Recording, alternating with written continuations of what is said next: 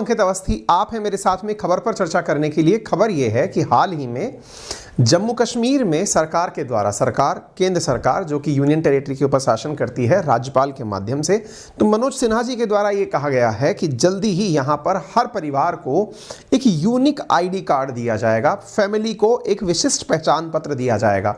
इसके बाद से थोड़ी गहमागहमी तेज हो गई है, कई जगह प्रतिक्रियाएं आ रही हैं सकारात्मक और कई जगह विपक्ष के रूप में बैठा नेशनल कॉन्फ्रेंस और पीडीपी अपने द्वारा विरोध व्यक्त कर रहा है और उनका कहना है कि एक और तुष्टीकरण का प्रयास किया जा रहा है या फिर यह समझिए कि हमारे ऊपर और बेड़ियां बांधने का प्रयास किया जा रहा है। कश्मीरियों को पहले ही बहुत ज्यादा शक की निगाह से देखा जाता है, अब उन्हें एक अलग से पहचान पत्र देकर के और ज्यादा सेपरेट कर दिया जाएगा, आइसोलेट कर दिया जाएगा। आइए थोड़ा सा इसको खबरों के माध्यम से समझने का प्रयास करते हैं। जैसा कि आप सभी यहां पर न्यूज कटिंग्स देख रहे हैं, कल के दिन की न्यूज है, मतलब एक दो दिन पहले से काफी न्यूज में चल रही है ये खबर कि every family in Jammu Kashmir to get unique ID. BJP ने इस कथन का स्वागत किया और अदर पार्टीज ने कंसर्न रेज किया। बीजेपी ने स्वागत क्यों किया? बट ऑब्वियस है क्योंकि केंद्र में उन्हीं की सरकार है और वर्तमान में जो केंद्र शासन करता है, केंद्र शासित प्रदेशों में वो केंद्र का ही शासन कंसीडर किया जाता है। तो every family in Jammu Kashmir to get unique ID card as to avail social welfare benefits. ठीक है, तो ऐसी स्थिति में यहां पर पीडीपी की महबूबा मुफ्ती जो कि यहाँ की पूर्व मुख्यमंत्री भी रह चुकी हैं, उनका बयान भी देख लेना चाहिए कि Kashmiri viewed with deep suspicious, यानी कि इन्हें बहुत ही संदेह की नज़र से देखा जाता है कश्मीरियों को, और अब सरकार जम्मू कश्मीर के लोगों को यूनिक आईडी कार्ड भी देने का प्लान कर रही है।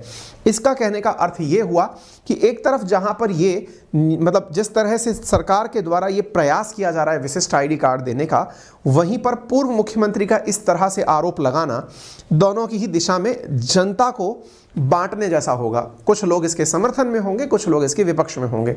तो फिलहाल के लिए हम जानते हैं कि ये है क्या विशिष्ट आईडी कार्ड। जिस तरह से आपके पास में आधार कार्ड है, ड्राइविंग लाइसेंस है, ठीक इसी प्रकार से आपके पास में एक और आईडी पहचान पत्र होगा यदि आप जम्मू कश्मीर के निवासी हैं। अब आप पूछेंगे इसका क्या फायदा होगा? सामान्यतः जो आपके आधार कार्ड होते हैं ये आपके इंडिविजुअल कार्ड्स होते हैं, यानी कि आपके अपने व्यक्तिगत कार्ड के रूप में पहचाने जाते हैं। इंसान हर व्यक्ति के लिए एक विशिष्ट पहचान पत्र नंबर दिया जाता है। लेकिन जम्मू कश्मीर में जिस आईडी कार्ड की प्लानिंग की जा रही है वो एक विशिष्ट परिवार पहचान पत्र होगा, यानी अगर आप एक परिवार के सदस्य हैं तो आप सबका एक ही कार्ड होगा। उम्मीद है कि लगभग 25 लाख परिवारों को जम्मू कश्मीर में विशिष्ट पहचान पत्र दिया जाएगा, यानी 25 लाख परिवार हैं। लमसम एक संख्या आप इससे अंदाजा लगा सकते हैं। परिवार को अलग पहचान पत्र देने का क्या फायदा? क्या परिवारों की गणना करने में आसानी होगी? नहीं। सामान्यतया सरकार के द्वारा बहुत सी ऐसी स्कीम्स होती हैं जो परिवार को टारगेट करके दी जाती हैं। परिवार को टारगेट करके कौन सी स्कीम दी जाती है? जैसे यदि आपको प्रत्यक्ष लाभ हस्तांतरण की योजना, यानी कि आपको हो सकता है गैस के ऊपर सब्सिडी देनी है, तो वो व्यक्ति विशेष को नहीं दी जाती। गैस का चूल्हा एक पूरे परिवार की जरूरत होता है। ऐसी स्थिति में यदि गैस के चूल्हे के ऊपर सब्सिडी दी जाती है तो वो परिवार को दी जाने वाली सब्सिडी होती है। ठीक इसी प्रकार से अगर आपको भोजन के लिए जो अनाज सरकार के द्वारा दिया जाता है, जो 1 रुपये किलो गेहूं, 2 रुपये किलो चावल जो दिया जाता है पीडीएस पब्लिक डिस्ट्रीब्यूशन स्कीम के माध्यम से, वो भी परिवार के हिसाब से दिया जाता है, व्यक्तिगत के हिसाब से नहीं दिया जाता। ठीक इसी प्रकार से परिवारों को दिए जाने वाले और योजनाओं में यदि किसी घर में शौचालय बनना है तो शौचालय किसी व्यक्तिगत व्यक्ति के आधार कार्ड पर नहीं दिया जाता, वो एक समूह, एक परिवार के आधार कार्ड पर दिया जाता है। और ये जितनी भी योजनाएं हैं ये केंद्र सरकार और राज्य सरकार के सहयोग से चलती हैं, जिनमें केंद्र ज़्यादा बजट देता है। सामान्यतः पहाड़ी राज्यों में केंद्र का बजट 90% तक होता है। विभिन्न पहाड़ी राज्यों में 10% तक ही कुल खर्च का पहाड़ी राज्य की सरकार पे करती है। ऐसी स्थिति में जब जम्मू कश्मीर एक केंद्र शासित प्रदेश है तो पूर्ण धन केंद्र के द्वारा ही दिया जाएगा और केंद्र के द्वारा दिया जाने वाला धन सीधा लाभार्थी तक पहुंच सके, इसके लिए आवश्यक है कि लाभार्थियों को पूरी तरह से पहचान कर दिया जाए, यानी कि उनकी एक विशिष्ट पहचान बना दी जाए। इसके अलावा और क्या होता है?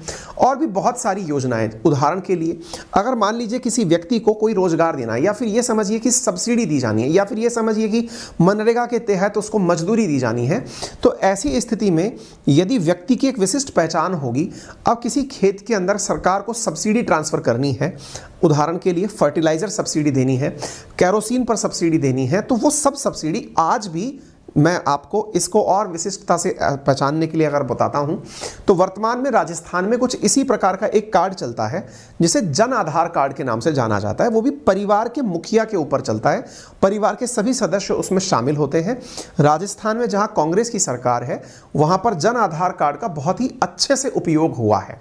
जन आधार कार्ड में परिवार के सभी सदस्यों को शामिल किया जाता है और सरकार की सारी योजनाएं उसी जन आधार कार्ड के आधार पर दी जाती हैं। ऐसे ही हरियाणा के अंदर हरियाणा का परिवार कार्ड चलता है, उत्तर प्रदेश के अंदर उत्तर प्रदेश कल्याण कार्ड चलता है, पंजाब ने भी लास्ट ईयर इसे अप्लाई किया है। यानी ऐसा नहीं है कि पूरे देश में इस काम को पहली बार जम्मू कश्मीर में किया जा रहा हो। हाँ, जम्मू कश्मीर के लिए यह पहली बार हो सकता है, लेकिन और राज्यों के अंदर ऑलरेडी यह कार्यक्रम चल रहा है। इसकी वजह से जो सबसे बड़ा फायदा होता है वो योजनाओं को लाभार्थियों तक पहुंचाने का होता है। सामान्यतया यह देखा गया है कि जितना ज़्यादा आपके पास में टेक्नोलॉजी होगी आप उतना जल्दी सीधा बिना किसी भी इंटरफेरेंस के पैसा ट्रांसफ़र कर पाएंगे। सरकार को यदि बहुत अच्छे से पता होगा कि कौन सा परिवार बीपीएल में आता है तो उसके लिए कौन सी योजना है, तो वह सीधा 1 क्लिक पर ट्रांसफरेबल होगा और यह काम बखूबी और राज्यों के अंदर किया जा रहा है। अब इसमें संदेह किस बात का व्यक्त किया जा रहा है? संदेह इस बात का व्यक्त किया जा रहा है जो कि जम्मू कश्मीर में, चूंकि वहाँ के लोगों को शायद ये पहली बार पता चल रहा हो इसलिए वो इतने ज़्यादा इसको लेकर सेंसिटिव हों। उनके सेंसिटिव होने के अंदर जो दावे किए जा रहे हैं वो ये कि देश के अंदर साइबर डेटा बहुत जल्दी चोरी हो जाता है। देश के अभी हाल ही में एम्स के मामले ने सबको चौंका भी दिया, जहां पर सोनिया गांधी जी समेत मनमोहन सिंह जी और अटल बिहारी जी जाना जाने कितने राजनेताओं के डेटा संग्रहित थे और वो वहां पर सर्वर हैक होकर के चोरी हो गए हों, ऐसा अंदेशा व्यक्त किया जाता है। ऐसी स्थिति में जम्मू कश्मीर के लोगों का भी डेटा चोरी हो जाए ये भी तो संभव है। तो ऐसी स्थिति में यहाँ पर जो इनके जो अथॉरिटी हैं उन्होंने अपने द्वारा कहा कि सरकार इस तरह का काम करने से पहले कानून में आईटी एक्ट के अंदर एक विशेष धारा का उपयोग करते हुए यह सुनिश्चित करेगी कि यदि किसी ने भी डेटा ब्रीच किया, डेटा ब्रीच का अर्थ है कि यदि किसी ने डेटा लीक करने की कोशिश की तो उसे रिग्रेस इम्प्रिजनमेंट ऑफ 10 ईयर्स तक का प्रस्ताव रखा जाएगा। यानी एक तरह से डेटा की सुरक्षा सुनिश्चित करने के लिए ऑलरेडी प्रावधान किए जा रहे हैं और डेटा का उपयोग सही योजनाओं में हो जाए, यही इसका उद्देश्य है। डेटा की चोरी के कारण यदि हम लोग आधार कार्ड नहीं बनाते, जन आधार कार्ड या जनधन आधार मोबाइल योजना नहीं लाते तो शायद सरकारी योजनाओं का क्रियान्वयन जो है वो इतना आसानी से नहीं हो पाता। टेक्नोलॉजी जब भी आती है तो अपने साथ कुछ चिंता की चीज़ें लाती है।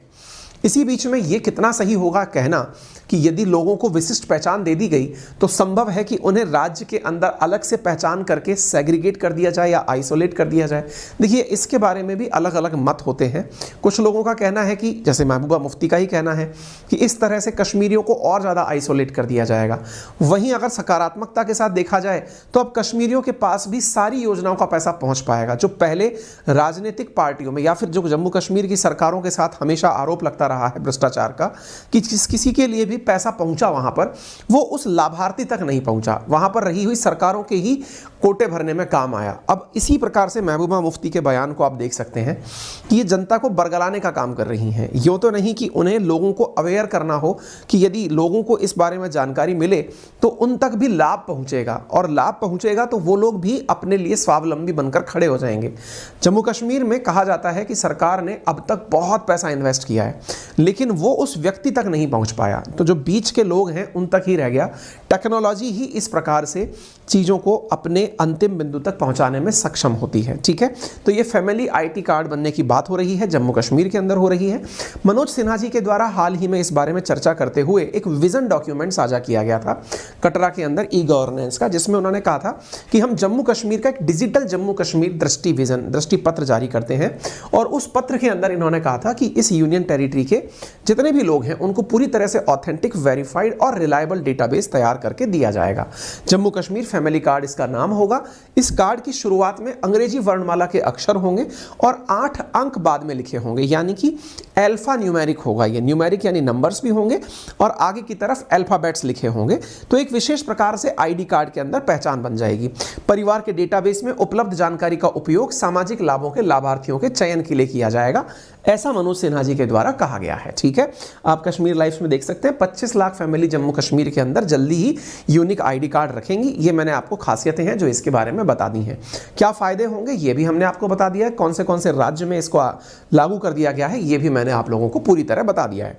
यहाँ पर एक पार्टी और है, नेशनल कॉन्फ्रेंस, अब्दुल्ला जी की सरकार, अब्दुल्ला जी की पार्टी, उनका कहना है कि चीनी संस्थान जो है वो साइबर हमले और अखिल भारतीय आयुर्वेद के सर्वर पर रैंसमवेयर हमले का हवाला इन्होंने दिया कि भाई जो चीनी संस्थान है वो साइबर अटैक कर सकते हैं। अब इनके बारे में तो इतना ही कहा जा सकता है कि इनके पिताजी यानी फारूक अब्दुल्ला जी तो एक बार बोलते बोलते इतना तक बोल गए कि जम्मू कश्मीर में अगर आप लोग ऐसे ही करते रहे तो वो दिन दूर नहीं जब जम्मू कश्मीर चीन में मिल जाएगा। तो इस बात का कोई तर्क नहीं है कि आप चीन का धमकी दिखा करके लोगों को योजनाओं से वंचित रखें, है ना। चीन अगर साइबर अटैक करेगा तो जाके जम्मू कश्मीर ही बचाए क्या करने के लिए, करना ही है तो फिर तो हर राज्य के अंदर साइबर डेटाबेस बना हुआ है, तो ये फिर से जनता को भटकाने का एक प्रयास हो सकता है ना। तो ये हमने आपके सामने सारी बातें बता दी। बीजेपी बट ऑब्वियस है कि खुश होगी, समर्थन करेगी क्योंकि उन्हीं का ही है। महबूबा मुफ्ती ने जो कहा, इसने साफ साफ यही कहा है कि देखिए इससे पता चलता है कि कश्मीरियों के साथ में जो इनका विश्वास है वो धीरे धीरे घट रहा है और Kashmiris are viewed with the deep suspicion, this is another surveillance tactic. यानी इन्होंने इसको इस तरह से कहा। अब ये तो यहां तक की बात है, हो सकता है थोड़े दिनों बाद पाकिस्तान इस राग को अलापने लग जाए, क्योंकि उनको भी नहीं पता है ना कि इस योजना का क्या लाभ होता है। जिनको टेक्नोलॉजी नहीं पता है वो उसका विरोध करते हैं। हारने वाली पार्टी ईवीएम का विरोध करती है, जीत जाते हैं तो ईवीएम की तारीफ करते हैं। वही ईवीएम अब इलेक्शंस में जिस तरह से आपने देखा 3 जगह इलेक्शन हुए, तीनों जगह अलग अलग लोग जीत गए तो ईवीएम की चर्चा ही नहीं हुई। गुजरात में बीजेपी जीत गई, हिमाचल में कांग्रेस जीत गई, दिल्ली में आम आदमी पार्टी जीत गई। कहीं पर भी तीनों पार्टी यहीं उम्मीदवार में चल रही थी, तीनों पार्टी जीत गए, ईवीएम का विरोध ही नहीं सुना। तो असल में जो नाचना जाने आंगन टेढ़ा वाली बात है, जिसके पास टेक्नोलॉजी नहीं होती वो उसका विरोध करता है। अगर तीनों जगह एक ही पार्टी यानी कि आम आदमी पार्टी जीत जाती तो बीजेपी वाले राग गाते, कांग्रेस जीत जाती तो आम आदमी पार्टी वाले। तो ये तो है ही, जनता के सामने अपने आप को कॉलर उठाकर दिखाने का तरीका यही है कि साहब हमारे तो सही था लेकिन ईवीएम में खराबी थी। एग्जैक्टली यहाँ पर भी टेक्नोलॉजी के ऊपर ठीकरा फोड़ दो, साइबर हमले हो जाएंगे, या फिर कि पाकिस्तान कहता हुआ दिखाई दे जाएगा कि इंडिया की ये एक सर्विलांस टेक्निक है। आप टेक्नोलॉजी जानते ही नहीं है तो आपको सर्विलांस ही लगेगा। अगर सर्विलांस ही जानना है तो इससे अच्छा तो मोबाइल से गूगल एप्लीकेशन हटा दो, उससे बड़ा सर्विलांस ऐप है ही नहीं इस समय किसी के मोबाइल में। आपकी एक एक चीज़ रिकॉर्ड हो रही है, अभी जाके देख लीजिए, उसमें पता तक है कि आप कहाँ बैठे हुए हैं। खैर एनीवे, तो ये जो बातें हैं इनकी ये फर्जी हैं, फिजूल हैं। ये कुछ दिन पहले भी हमने आपसे चर्चा में ली थी, जिसमें मैंने आपको कहा था कि महबूबा ने हाल ही में केंद्र को धमकी दी थी और कहा था कि केंद्र सरकारी आवास खाली कराने के लिए केंद्र ने सरकारी आवास खाली करा दिया था। ये मैंने किस्सा आप साझा किया इसी चैनल पर, आप चाहें तो देख लीजिएगा। हरियाणा में जो परिवार पहचान पत्र है वो कुछ इस प्रकार से है, यूपी के अंदर कुछ इस प्रकार से है, राजस्थान के अंदर जन सुविधाओं का जन आधार कार्ड इस प्रकार से है। तो अन्य राज्यों में बखूबी चल रहा है। केंद्र सरकार की योजना है कि 2023 तक जम्मू कश्मीर में 75,000 करोड़ रुपए का इन्वेस्टमेंट आ जाएगा। ठीक है, तो ये इन्वेस्टमेंट आ जाएगा तो इसकी वजह से बहुत अच्छे से काम यहाँ पर विकास के हो पाएंगे, ये सब चीज़ें मानी जा रही हैं। उम्मीद है आपको जानकारी पसंद आई हो। चैनल को जरूर लाइक करिएगा, सेशन को शेयर करिएगा, चैनल पर नए हैं तो सब्सक्राइब भी करिएगा। मेरा रेफरल कोड है अंकित10, जिसका यूज़ करके आप अनअकैडमी पर इस समय 20% लाभ ले सकते हैं सब्सक्रिप्शंस पर 16 तारीख तक। SSC कैटेगरी के अंदर 12 मंथ का सब्सक्रिप्शन आपको 5,399 रुपये में और 24 महीने का 6,479 रुपये में दिया जा रहा है, जिसकी वजह से आप मैथ्स, रीजनिंग, इंग्लिश, जीके चारों सब्जेक्ट इंक्लूडिंग करंट अफेयर्स 2 साल के सब्सक्रिप्शन के लिए आप प्राप्त कर लेते हैं। ऐसे ही यूपीएससी कैटेगरी के अंदर इंडिया के टॉप एजुकेटर्स के द्वारा कोर्स क्रिएट करके प्लस और आइकॉनिक फॉर्मेट में आपको दिया जा रहा है। यहाँ पर एक लक्ष्य बैच 2018 के लिए शुरू हो रहा है, आप उसके लिए एनरोल कर सकते हैं। 15 दिसंबर से शुरू होगा, जिसकी फीस 18 महीने की 55,000 रुपये रखी गई है। इजी EMI ऑप्शंस के साथ आपको 4,364 रुपये प्रति माह में बिना किसी ब्याज के आपको यह उपलब्ध होती है, जिसमें आपको पूरा नोट्स दिया जाता है, लाइव मेंटरशिप दी जाती है, 1-to-1 कंसिडरेशन होता है, प्रीलिम्स और मेंस की टेस्ट सीरीज होती है, हिंदी और इंग्लिश माध्यम में पढ़ाया जाता है, प्रॉपर नोट्स आपको पढ़ाई के दिए जाते हैं, सारी क्लासेस लाइव होती हैं। ये सारी सुविधाएं आप इस पर लाभ के रूप में ले सकते हैं। फिलहाल के लिए इतना ही, अपना ख्याल रखें, धन्यवाद।